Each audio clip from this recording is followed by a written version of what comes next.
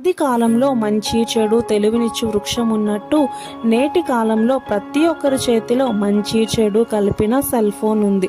ఇది సాతాను వాడుతున్న వల అని తెలియక చాలామంది శోధించబడి దేవునికి దూరమై తమ జీవితాలనే పాడు చేసుకుంటున్నారు.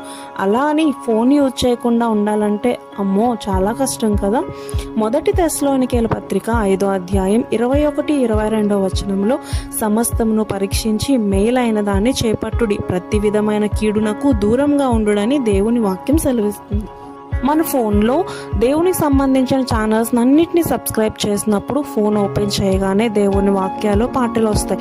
అవి వింటూ చూస్తున్నప్పుడు చెడ్డ వాటిని చూడాలన్న ఆలోచన మనసు మనకి రాదు. అలానే ఓన్లీ దేవుని ఛానల్స్ కాకుండా useful channels, health, cooking, motivational వీటిని సబ్స్క్రైబ్ చేసినప్పుడు ఓపెన్ చేయగానే అవి వస్తాయి. చెడ్డవి ఏమైనా వచ్చినప్పుడు నాట్ ఇంట్రెస్ట్ అని క్లిక్ చేసినప్పుడు మళ్ళీ రావు. So try it and save your life.